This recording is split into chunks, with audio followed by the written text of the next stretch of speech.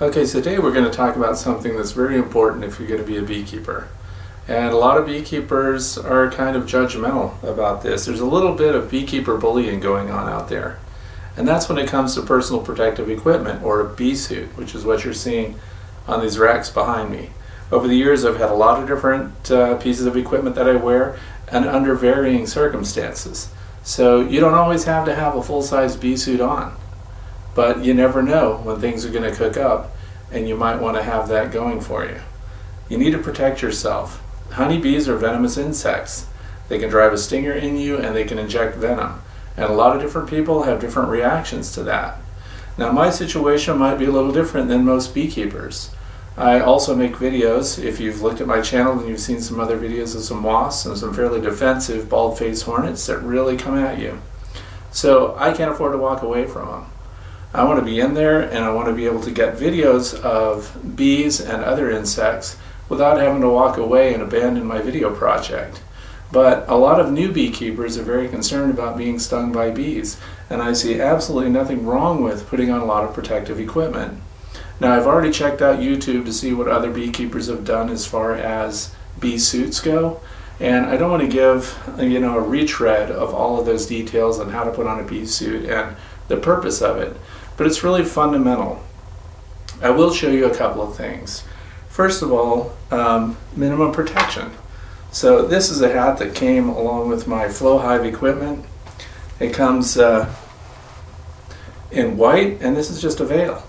This veil has no elastic around it or anything else, and this is probably the thing I grab most frequently. So if I'm just going out to the apiary and I want to look the bees over, I keep the veil pulled back just like this because I can drink my coffee, I can take notes, I can look through my camera right up against my face. But if a guard bee shows up and starts humming around my face, first of all, bees have terrible eyesight. So if a honeybee comes up to you and it's hovering close to your face and doesn't seem to be doing anything threatening, isn't trying to run you off, and you can hear the frequency of their wings when they're buzzing around. There's a foraging wing beat that goes on and they come around. So having a bee next to your face over that is nothing to be alarmed about. But sometimes you'll hear that rev up, and then you'll hear them go up in frequency while they're beating their wings, and they hold their ground, and they stop and they hold their ground, and they buzz closer to you. That's a warning. Sometimes you're standing in the bee yard and you may think, wow, these bees are clumsy. That bee just flew by and bounced right off of my forehead. That's intentional. That bee just headbutted you. So it's telling you that you're in their area and they don't want you around. So it's time to walk away, unless you can put on some kind of protective clothing. So if I just drop the veil, now this is hanging over my head, and I don't have to worry about the bee that comes up and bumps up against this mesh that hangs down, so it's just a veil. But remember that when honeybees land on your body, they could be landing on the ground next to your feet. They can start crawling up your pant legs, so they're moving up. So with a veil like this, it just hangs down. The bee can come up underneath of it, and more times than one, it's happened to me where I've noticed a honeybee hanging out what I think is on the outside of the veil, and it just doesn't seem to go away. And if you blow at a bee, they do not like the respiration coming from a person, and you're just going to aggravate the bee. That bee is often on the inside, then I have to pull the hat off. Stay calm. There's no reason to freak out and flail around and panic or run. If your colony of bees is getting hot and they're kind of acting defensive, don't run away, just walk away calm. Now, what I'm going to talk about is also if you're teaching children about bees, and if you're going to bring them out and they want to see what's going on inside a hive, you want to get, this is my nephew's bee outfit here, you want to put your kids in protective equipment, especially if they've never been around honeybees before. You don't know if that child's going to panic all of a sudden. They may have a lot of confidence in your ability, and your calm nature in dealing with the bees will certainly help the kids not be afraid. But once they're stung, things can change and that child can start flailing around. Especially if you're handing them stuff and they're holding things, they can't just run away. So a child can have a terrible first experience if you don't put them in some kind of protective outfit. So I always put children in some kind of veil or protective gear to start them off. Sometimes you might have to do chores around your bees. I do some weed whacking sometimes. When you're going to do that, there's a very good chance that that vibration and noise, and you might interact with the supports for the bee stand and cause a vibration inside, which will get those guard bees out and they'll come after you. I was just trimming with clippers around once, and within 10 seconds one bee stung my hand, and then 7 other bees stung the same hand, one right after the other. And that's because that first stinger acts as an attractant for the other bees to understand where that threat pheromone is being released from and why that guard bee was on alert and had to deliver a sting. Every time they sting, if they leave the stinger behind, they're going to die. Honeybees can deliver a warning sting. They can just barely prick you sometimes, and you don't see a stinger, but you feel it. It's as if somebody dripped hot water on your finger. So then you also know it's time to move away. You were lucky, that's just a warning. If the bee stinger does get into your skin, and you've heard this probably 100 different times on 100 different YouTube channels, just scrape it off with your thumb right away. The longer it stays, the more it will pump venom inside. Now, depending on where you live, your honeybees could actually be taken over by other bees that you don't know about, and you could find that they are uncharacteristically defensive. You could actually have your colony taken over by Africanized honeybees. If that happens, their response to your presence can be disproportionate to what's going on around. Africanized honeybees have no level of response. Your normal honeybees will deploy the guards, and they'll deploy 20, 30, until the threat goes away, and then when you're 50, 60, 70 feet away from your colony, they've backed off and stopped pursuing you. Now, if we're talking about Africanized bees, first of all, the response from the colony is all in. It's an all hands on deck response to you. They have no level of response. They all boil out of there and they all come after you. Now, if all you have is minimal equipment because you don't believe that you need to have protection, there's nothing you're going to be able to do to respond to that colony other than to get out of there. Depending on where you live, you have a responsibility to deal with a colony that has turned super aggressive, because other things could be threatened. If you're in an urban area and your bees have been replaced and your queen has been superseded or been taken over by another colony of bees and they are threatening and attacking and stinging, it's your responsibility to get back out there and kill off that colony of bees potentially. So you need to have actually an action plan in place so that you can go out and take out a colony of bees that could threaten humans and animals. People do die from being attacked and stung by Africanized honeybees. So, don't get completely complacent. Now, if all you have is one of these jackets, which I used to wear a lot, the elastics around the waist fail, they're kind of loose, the bees crawl up. I can't count the times that I've been out studying the bees, filming the bees, documenting the bees, and then come home and sit in front of my computer, and 20 minutes later I feel something under my pant leg up by my knee, and sure enough, it's a honeybee. So let's keep them out. So I'm going to jump fast forward here. A little over a year ago I bought this camouflage suit just because it looks cool, in my opinion, and I like to tease people when I'm giving a presentation about bees. I like to say, well, there's a suit hanging here, but you can't see it because it's camouflaged. But it's made by a company called Natural Apiary, and this is their Sovereign version, or Sovereign, okay? And this type of bee suit, some people don't like. I personally love it, and this year I picked up another version of that, and it's just the white one. Bee suits, full-size bee suits, are good for anything. So if you're doing yard work or if you've got a painting project or something, they're multi-purpose. You can wear a bee suit for a lot of different things, so it's really not money wasted. But this is a maximum protection bee suit. The weave of the cloth is really fine. The whole job of a bee suit is to intercept the sting. It's also to provide an air gap between you and that stinger getting to your skin. You don't want that to happen. There are a lot of other details about how easy the suit is to get in or out of. This one I can get in and out of on my own. Some of my other bee suits, like I go with this helmet here, and it's zipped up around the back there, I have to have my wife come out and help me out of the suit at the end of my working period with the bees. So I like to have a suit that I can get in and out of on my own. Also, where all the zippers come together, this is pretty common with other bee companies' bee suits, that once all your zippers have come together, that opening there is Velcro closed. I do not want any opportunity for any stingers to get in here. Now I know some people will wear a baseball hat inside of this to push the veil out from their face. I personally never do that and don't want that, because I want to be able to get my camera right up against my face. And I want to check out the viewfinder. I want to look at some of the monitors that I use, especially when I'm doing macro photography and focusing is critical. So I like that it comes right up against my face. I have never had a circumstance where a bee has been able to sting the veil and get through and reach my skin. And I've dealt, as I mentioned before, with hornets and wasps that were extremely defensive, and I had to be very close to them in order to get my video footage. So I needed a suit, and this is my new one this year, like this one, that I can wear and not have to walk away from even the most hostile insects. Now, what else do you want? Some people like to tape up the legs on these things. It's got the zipper, it's got the little elastic strap that goes over your foot. I put these inside my boots. I see a lot of people putting their boots on the outside. I mean on the inside of the cuff here. I put the boots on the outside of it. Remember that the bees start on the ground, and there often are a lot of bees on the ground, and they'll follow your boots up and then just walk right up the pant leg. If you put the pant leg over the top of your boots, now you have to tape it or something like that. So put these inside your knee-high boots. And again, we're talking maximum protection.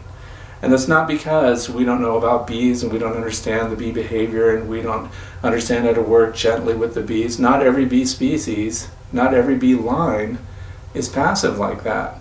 Some of these bees, especially when you get into their brood frames, are going to be massively defensive. Also, different times of year they're going to be defensive. And if you don't have the suit, you're not going to jump online and go shop for it and get it now. You can find these on Amazon, and I'm going to give you a link to that in the description of this video. But you have the pocket flaps. It's pretty standard as far as everything else goes. The next step is, what are you going to protect your hands with? Oftentimes I'm doing, again, video or photography of the bees.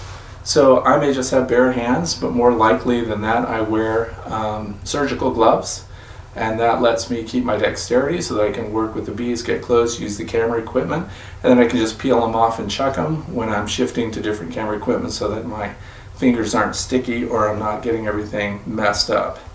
But I hope I already mentioned the name of it. This is by Natural Apiary, and these guys make a lot of different grades of this. I mean, they have the breathable ones and the lightweight ones.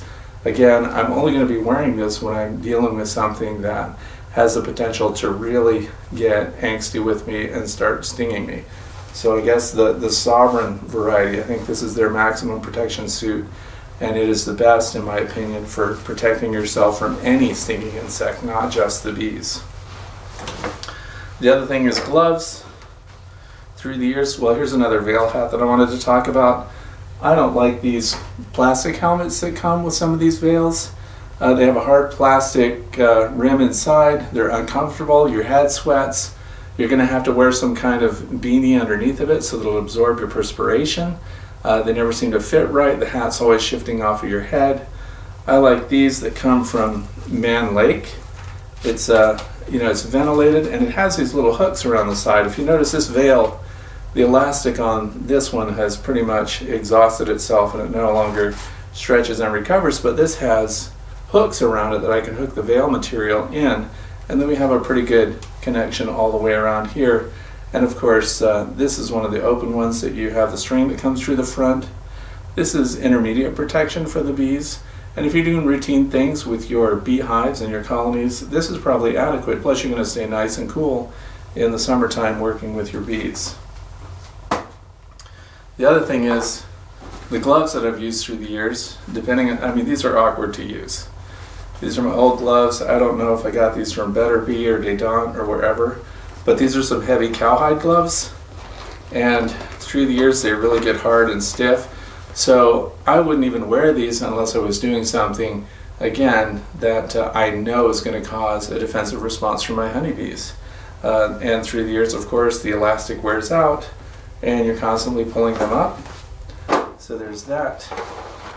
I have another set of those, a little lighter weight. But again, if you're going to work with leather gloves, People complain about the awkwardness of it. I mean, that's okay. It's not great. They're tough. Nothing's going to sting through that. But these double as work gloves really well. So they hold up for a long time, and you can use them when you're doing heavy labor and working with wood and things like that, if you're cutting trees or whatever. So your bee suits aren't necessarily just for bees, so the money's not wasted. But natural apiary, again, I went ahead and got 2 different sets of their protective gloves, and this one is cowhide.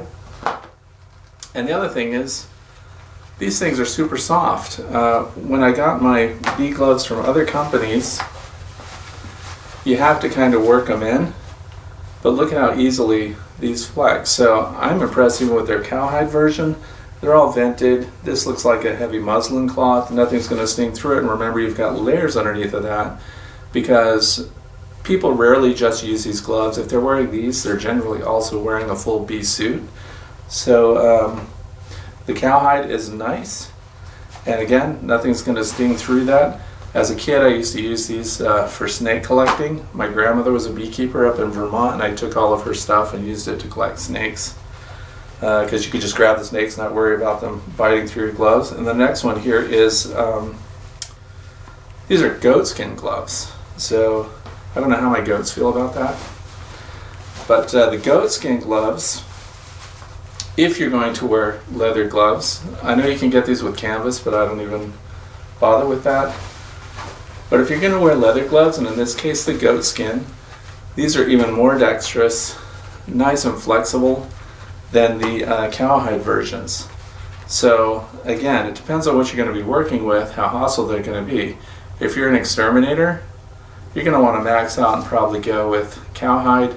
If you're a regular beekeeper and you just don't want to get your hands stung, then you're probably going to want to go with something like the goat skin, because these are definitely the softest gloves for any of the beekeeping equipment that I've found anywhere. And I'm always checking into beekeeping gear. I'm always keeping my eye out for stuff that other people are making, and I just try it out. And so today, and the purpose of this video, I guess, would be to tell you that the maximum protective clothing that I've been able to find so far that fits well. The zippers are awesome. I can get in and out of it on my own. I would say the natural apiary sovereign version is going to be my #1 pick for now. And I want to talk to you about something else. If you do have a hot hive, and if you do have to do something about it to protect yourself or those that are in the area, you're going to have a plan, and there's a very simple thing you can do. I know we all want to protect our bees, and we want to take care of them, and we don't want anything bad to happen to them.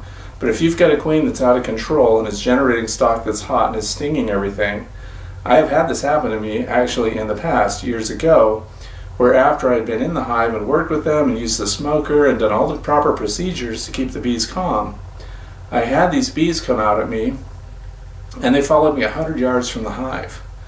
And then they were still patrolling. Even after I went inside and came out an hour later, there were groups of guard bees still patrolling the area, still hostile and defensive towards anyone that's moving in that vicinity. You just can't have that.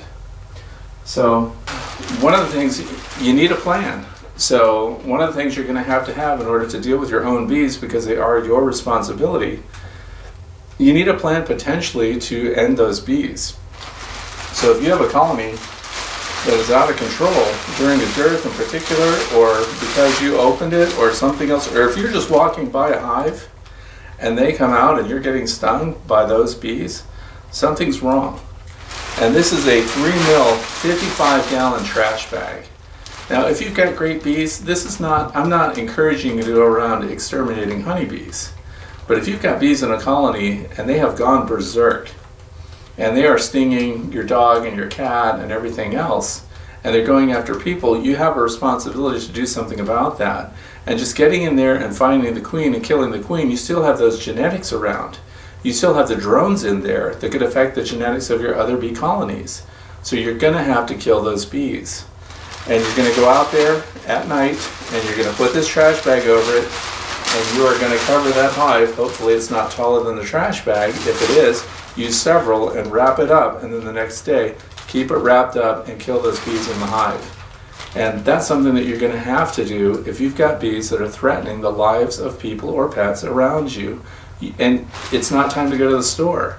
You have to have a bee suit, you have to have protective equipment, you have to have some method already planned out for taking care of those bees if they cook off. Also, these trash bags are handy for big hornets' nests and stuff. If they're in an area where people are and they're stinging people, you're going to have to do something about it, and relocating them is not the answer. So anyway, I hope I've made sense with this presentation today. And the natural apiary full suit is my maximum protection suit. And for the gloves, again, it would be the natural apiary cowhide gloves. And if you need more dexterity, then I guess their goatskin gloves are pretty nice too. So I like all of their stuff. If you're getting something new, a lot of us do that around this time of year because we've buttoned up our bees for wintertime, and it's time to look at equipment and think about the things that we have around. If you're wearing a full bee suit and you're wearing all the protective stuff that there is out there, that doesn't mean you're a bad beekeeper. It just means you don't want to be stung. Thanks for watching.